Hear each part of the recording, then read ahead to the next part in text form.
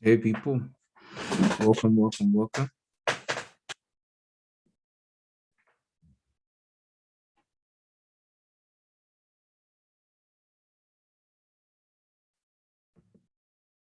Welcome everybody. Welcome my people. As you're getting in. All right. Welcome guys.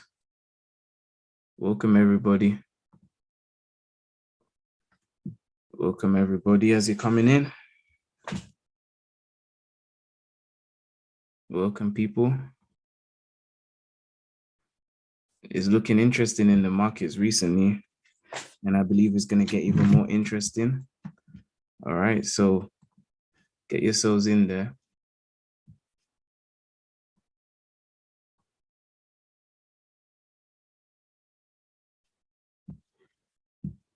Let's go. So it's been an interesting one in these markets, all right?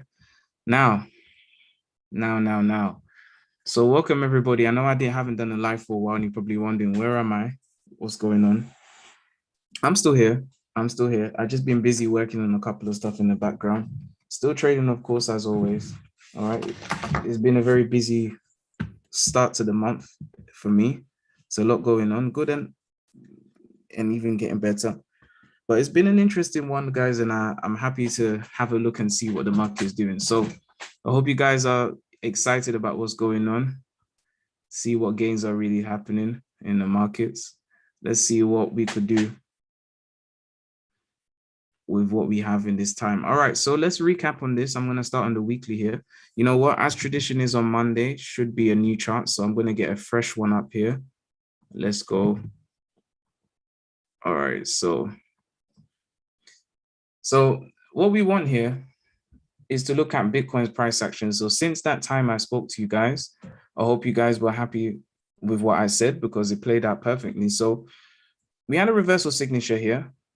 We had a grab of liquidity above these lows here. Now, one of the best ways to be able to pay attention to what the price is doing is, of course, to look at on-chain analytics from the angle of how many long-term holders versus short-term holders and things of that nature. But then another aspect to look at would be the level one data, as we'll call it, the price action that happens within the charts. This range of price action we saw on the 22nd is everything we needed to know here. So we had a reversal signature, price broke market structure, okay, of the bearish side of the market. And then we had a demand zone created here that the price has been operating in for quite a while. So this move that we've had right here just recently, the price entered into this zone once, twice. We had an injection of liquidity here. Price pulled back and created a bear trap. Second time here. And notice the timing, guys, as I said to you, that money will shift into the market from Q3 to Q4. Every quarter, there's always shifts in money. This is just how things go. Now, as to where we are right now, we can see that on the 30th of September, so Thursday into Friday, right here, we had two massive injections of liquidity long. Okay, in 1 hour, I think $223 million worth of short positions were liquidated, just 1 hour. All right, and that hour specifically is this movement right here. So we are very strongly bullish at the moment, but it's not done yet. There's still things that we need to see in the price for us to know what's going on. We're making our way there though, and we should be, in some good ground very soon. But we just have to observe the market carefully before we make any decisions. So first things first, where is Bitcoin right now? Now, Bitcoin has been in a, I wouldn't call it an accumulation completely because the price is in a range, but rather the price is holding at demand. So here we go. We've had the area of demand here that the price is operating in. And now we've just had a spike in the last hour, okay? And the price has come for the low of the previous day. So any stop losses beneath that low have been liquidated, which is a good bullish sign for us to continue for a long. Now, on the H4 structure here, let's have a look at this. Now, remember, we were looking for a long from this point right here that Bitcoin created this supply price cap that we should have been going towards the 50K mark, but instead the price pushed further down short. But to the left of us, where it pushed short into was a very interesting area of demand across here. So really the price was just holding in this area of demand. And I said to you, really, if the price breaks beneath this area here, then we are going to be going short. But we didn't have that. We've had a long instead, brilliantly. Now, what's happened? So on the H4, if you want to interpret what's happening on the H1 here, which is this movement right here, what can we do? Well, to understand what happened here, there's a high right here, which is the high of the previous week. And this was really where everybody was expecting the bullish run to continue. The market structure was quite bullish. We had an A swing, here's the B, and here's Bitcoin day. Then we had the C swing here. Then we had a higher up, higher high, and the price started to proceed long. So there was a lot of intention for the price to make its way, or a lot of, I would say, idea that the price was going to make its way for that long, okay? But we see that the market didn't do that, and instead we had a very strong short, okay, which is very nice market manipulation. So moving forward from that point, what do we have next? Once the market took this high, there's a lot of stop loss orders here. I'm expecting that there's probably a lot of buy stop orders. Many people probably put pending orders that if the price crosses back above here, we should go for a buy. And so the market took the opportunity to trigger those orders. Now, we've just had a spike recently in the price, as I said, which is to come for the previous day's low, okay? But the pool of liquidity for this day is still hanging around here. So in essence, from what I'm looking at on Bitcoin, we should be looking for a long as we speak right now. From the H4 perspective, we've seen the market trigger all of the orders, and now there's nothing really to the left that should stop the price from going long. Now, saying that, what caused the price to go short the first time? Well, if you look at this area here on the H4, we have a demand zone that the price accumulated into, and then we saw a long until Bitcoin day, until we had the massive short. So when the price came back here on the other side, we re-optimized demand for supply, and so the price pushed short. We've had a second return here, and that is another short trigger that the price has gone for. Now, from here, we can't really tell how strong this flipped area of demand for supply is. The only way we're going to be able to assess what we're doing is as follows. So if you're following me and you want to take notes, keep your eye on this. So we've had a liquidity gap again beneath the previous daily low, but then what I want us to look out for is here. So if the body of any H4 candle, since we're on the H4 time frame, if we have a body close above 49,463 approximately, if we have a H4 body close above there, then we're definitely going for a long. The next area that I would be looking for would be the other demand zone that the price used, which is kind of the last push before the price went short here.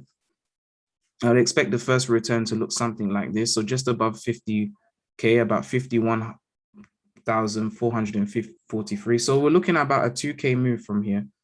All right. Around about 2,000, just over 2,000, $2,053.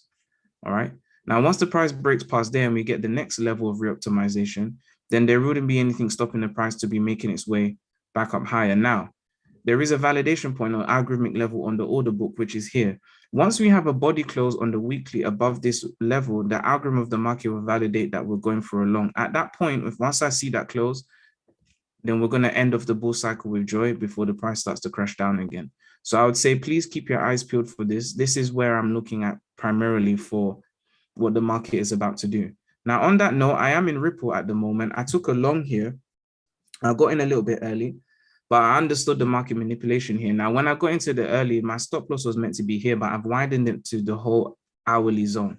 So why am I taking Ripple for a long? Well, Ripple has shown very beautiful signs of a reoptimization of demand as supply. If I go over to here on the H1.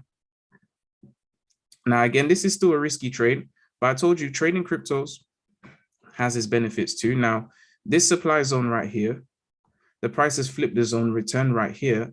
And look, notice what the price has done. So I'm going to take off these things because we don't even need them right now. Now, if this trade doesn't work out, it's not going to harm me whatsoever.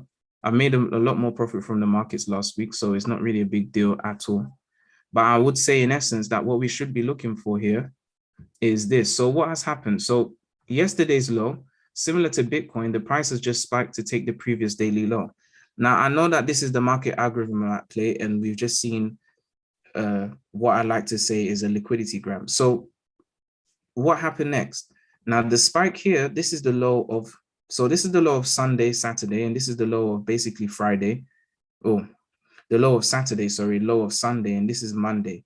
So we've had a spike here, and this spike specifically has gone for the lows of this day right here. So yesterday, Sunday, and also the market has come for the low of Saturday here. So any weekend gains of anybody trading on the weekend, the market has just come for it, which is a lovely signature, a bullish signature for us to continue going long. This is why I'm in the trade long. And I'm going to continue holding this because I do believe that Ripple is about to rip off and go back to now. There was unfulfilled efficiency here at this spike here. Ripple pumped to $1.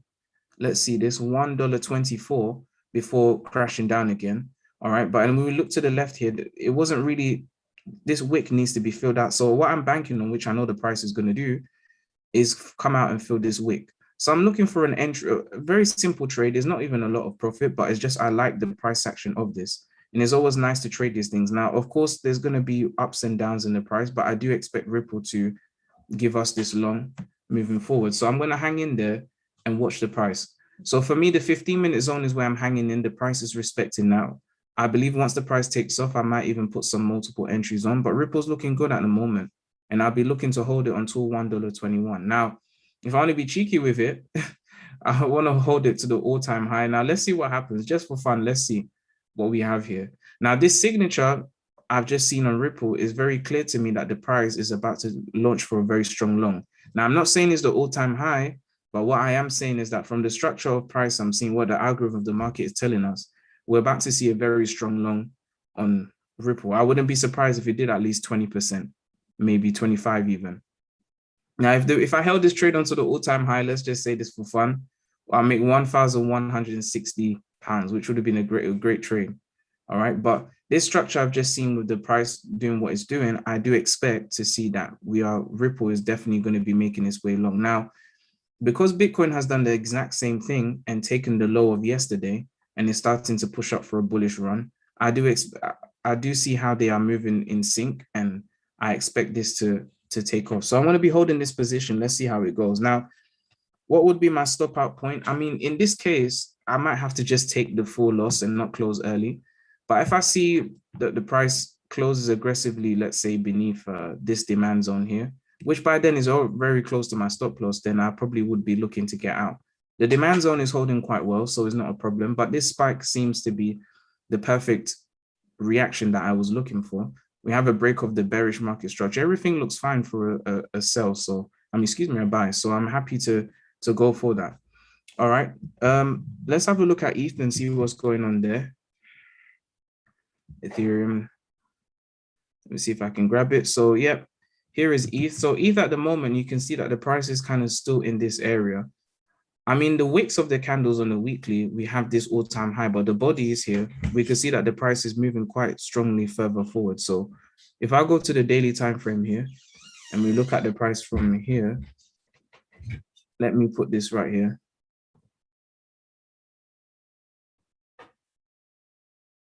So on the daily time frame right here, we had a bit of a reversal signature. It's taking a bit of a dip in price from, the bullish weekend that we've had.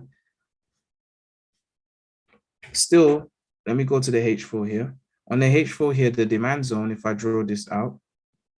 So the demand zone here, the supply zone that we have moving forward, I want to see what the price is going to do here. So for me, here is what we have from, I would say from Friday to Saturday and then Sunday. The price has dipped back into demand here. And where it is right now is very ripe for a long, to say the least. I mean, when I look at the H4, this really is the only demand zone that the price was. If you let's look at the price action together. So if I go to the H4 here, here's the first bullish candle, very strong. We see a weakening of the bullish pressure. We see a smaller candles going up here until we have this candle here, which is almost a doji. We see a demand zone formed. And then in the next 12 hours, we see an increase in bullish activity again. So we see first H4, second, and then third. So that movement right here, yeah. So that movement right here, from where we are, I'm expecting the price to return back down to either stay here, which is cool. If the body of the candle breaks beneath the H4, then I'm expecting the price to get back down to, I would say, the next supply zone, so 3,100. So I'm going to draw this here and put this right here. Yeah, I'll put this right here. I'm expecting the price to get to about 3,100 if it breaks beneath this H4 area. For now,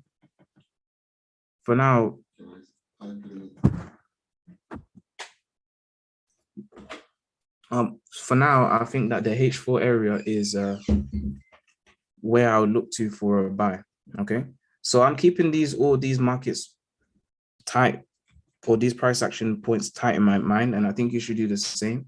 For Ethereum, I wouldn't say the price action is not so sexy. The only thing I can say that's happened, which is the trigger for this short, is similar to Bitcoin here. You can see the high of this week here, the market has come for it quite cleanly. So any stop losses, any pending orders most likely have been triggered. Maybe not all of them, of course, but at least a good bunch of them, or a large concentration of them here. So really, I want to see what the price is doing, and from there we can make a decision as to what to do from here. Okay, but at the moment, I say my favorite charts at the moment are Bitcoin and Ripple. They look quite clean to me. Price action sense for Ripple especially makes a lot of sense. Now, again, one thing I want to say about Ripple and is intrigued me a lot is where the price has spiked to is, I mean, to two decimal places or three significant figures is $1. And I believe that this $1 price point is a psychological level that the market is working with. I think that this $1 level for Ripple is something that the price has been balancing around for quite a while. When I look across the chart to the left, or since this year, anytime the price gets to $1, there's always some sort of high amount of activity that takes place when it comes to Ripple. So I believe that the price bouncing at $1 and taking off is another sign to me. Now in Forex, we call these round number levels. And I believe that crypto has the same, because this is not really to do with anything else apart from market algorithmic behavior and human machine learning behavior. So I'm expecting to see the price go long. If it doesn't work out, I wouldn't be upset. But I do think that this is the trade that we should be in. And I'm going to take a long on it, and we'll see what happens from it. Okay. All right. Now looking through what we have now, Doge has taken a pump, but you can see that Doge's pumps never last for long because, as I said, it hasn't got the institutional pillow that I always talk about. Price jumped from 21 to 22 to 23 and back down to 22 within the same day. So you can see that when it comes to the liquidity within Doge and the volume, is very tipped to one side. Okay. So for me, Doge is something I would trade, but I'll never own because I don't see the value in it whatsoever. Okay, Polkadot seems to be taking a nosedive down. Not a strong one, but it's come back to the supply that was created on the 24th and is making its way short. It's just actually closed past the last H1 supply zone, oh, excuse me, demand zone on the side, and it has become supply. But I don't expect DOT to do, with DOT, I think it's a project itself, Polkadot is a project itself, which is a long-term game. And so I believe that the big price gains will come over time. So I'm not really, when I look at Polkadot, any time is good to buy for me anyway. I do have my sights on these lows here at one point or another at 22. But for me, when I look at the price action, for me, I think Doge is, excuse me, Polkadot is a good time to buy anytime. This is not financial advice. This is just my own personal opinion. Okay. Ethereum Classic starting to reverse also. Nothing too sexy or fancy about it at all. Now, Luna's actually done quite great because Luna's made a new all-time high. Now, the last time we talked about Luna, I was in the short. I took this short down back to here before the price took off. But Luna's been an absolutely fantastic one, and I expect it to continue to do more. I'm noticing in this bull cycle that some projects are experiencing massive gains whilst others are not, and I think is necessary. In this bull cycle, we don't want it to be in 2017 where every crypto project, whether they have value or no value, does something. Rather, we want projects where we know, for example, that this project is going to literally change the world for the better, you know. And so some projects will be experiencing massive new all-time highs, massive gains. Like I saw one Axis, I think it's Axis. Is it Axis Finance or it's not Axis? I don't even think it's a DeFi project. I think it's a gaming project. Let me have a look and see here. I think it's Axie Infinity. I think that's what it is.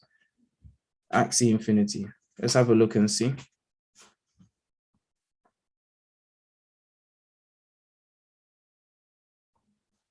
Yeah, so Axie Infinity, if I can find it, yeah, Axie Infinity has jumped up to over 117% in 1 week. I remember looking at Axie Infinity when it was about $20, and now it's done a lot more than that. Okay, it's absolutely crazy. Absolutely crazy. So if we go to over the last 3 months, let's see what's happened. So over the last 3 months, can you imagine I remember this. Over the last 3 months, starting from July, it was at $10 in July. So if you had got this in July, you would have had 14x already. Crazy. And this thing is not stopping, it's just on a complete tear. All right. So since the beginning of the year, where was it? So at the beginning of the year, Axie Infinity was about 60 cents or 50 to 60 cents, somewhere there. So that's absolutely crazy gains. I mean, I'm sure that's like about 50x or more. Absolutely crazy. And I'm looking for the next Axie Infinity. I think this one's already gone now. So in the bear cycles, when I'll be looking to grab it, but nonetheless, it was a great project.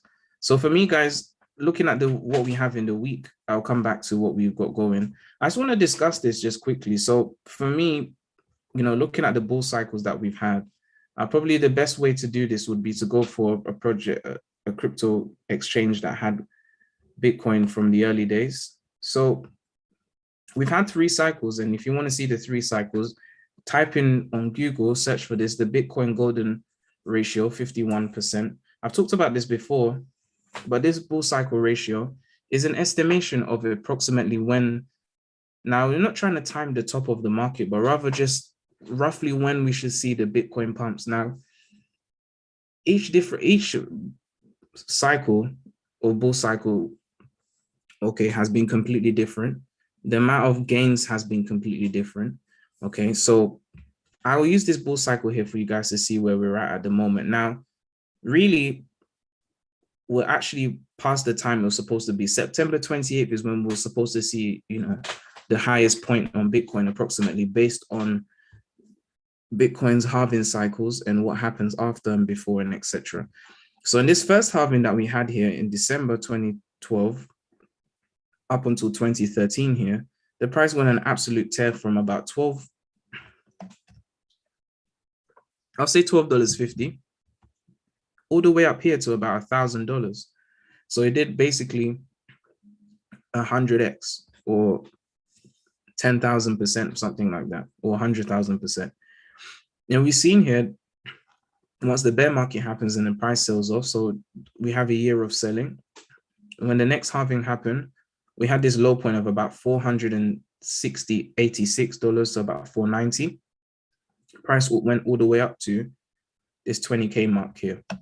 So again, if we were to round the $490 to 500, just approximately, we're looking at about 40x gains in that bull cycle.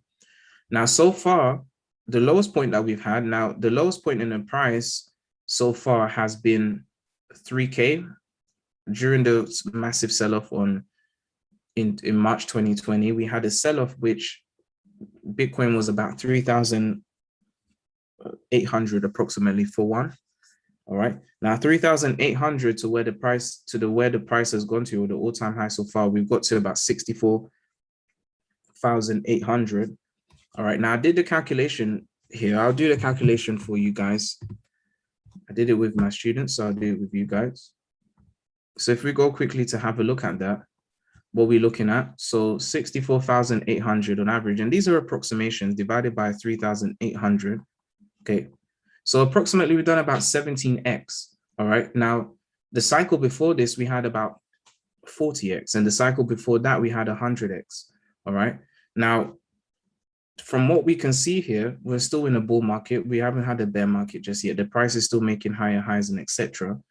Now, based on what we have here, if the market was to continue with the same cycle that we've had in the last cycle, so 3,800, all right, and we times that by, let's say, the same 50x, then Bitcoin could do almost 200K. When you see the numbers like this, then it makes a lot of sense. It's just that because we're talking about larger numbers than what we had here, it doesn't seem to make sense sometimes. How it just seems as though people in the crypto space are just talking for talking's sake, or they're just overexcited. But in essence, looking at what we've had in the last halvings, because Bitcoin has a limited supply and the demand is increasing over time, mathematically speaking, or using a stock to flow model, the price should be on its way up. Now, where Bitcoin should be according to the stock to flow model is 225K. But in terms of the timing now, notice that when I look at this bull cycle, and I'm going to go to Bitcoin here, all right, the first movement that we had here where the price was what we just talked about, around about $13, then it got all the way up to here at 1,000. I remember it being 1,163 approximately in December before the price crashed down again. This movement or these last movements, the last or the final, movements before the price gets into the bear cycle happens in the last 4 weeks. So if we observe here in this last cycle, when did things kick off? So things really kicked off a bit earlier than that. So October the 7th, okay, which we're 3 days away from October the 7th. If this bull market is anything like the last, we had the small gains here for the first month. As soon as we entered into November, the price went from $200 to $1,164 in a matter of 1, 2, 3, 4 weeks. Okay, so the movement, that final bullish movement that we're all waiting for to take our gains happens in a rough approximately 4 weeks. Now, to continue this, the next halving we've had, okay, we know the 27 bull cycle. I think a lot more people know about that one than the one previous to that, because Bitcoin wasn't really that famous back then. All right, so we see that 2017, so halving, okay, according to the halving here, the halving period was in June this time, around June, July, okay. So let's just call it the 4th of July, Independence Day in America. So from the 4th of July, so let's go. From here, price starts to make its way up quite strongly, get the pullback here. So when do we really see the exponential gains, which is what we're in essence waiting for? So we had a pullback here in November. So again, October the 2nd, it seems October is the beginning of things. So September the 5th, the week starts in September the 5th. So the end of the week will be 2nd of September or into the new week. So price starts to climb up quite slowly throughout the month of October. As soon as we get to November, okay, price pulls back down one more time. And then here we go. Week 1. Week 2, week 3, week 4, and week 5. So by week 5, okay, mid-December, Bitcoin's already done its high and it's on its way down. So the first cycle we had 4 weeks. This cycle we've had 5 weeks. So I'm expecting that most likely in this next cycle, we'll have something like 6 weeks. This is what I'm expecting to see. So this is just for me, what I believe is going to happen. And it looks as though we're starting from now into October, into November. That looks like it's going to be the real ticket for us. Okay, so keep that in your mind as we're watching to see what the market does. I'm very intrigued about this, and I hope you guys are too. And it seems as though, even though we haven't had the September 28th, which is mathematically what it should be, if you add 504 days from when the halving happened, 11th of May, then reality, then it should have been the 28th of September we saw the all-time high, which things were completely different. The all-time high so far for Bitcoin came up in April. So things are completely different. So as bad as it might sound, it may also be good. We may have a completely different cycle where the price goes on a tear for a lot longer. Who knows? Okay. But we'll just keep our eyes peeled. And if you stay tuned, make sure you put a thumbs up, turn on the notification bell so that you capture all of the news. And then from there you go. Okay. So I hope you guys enjoyed that, and I'll catch you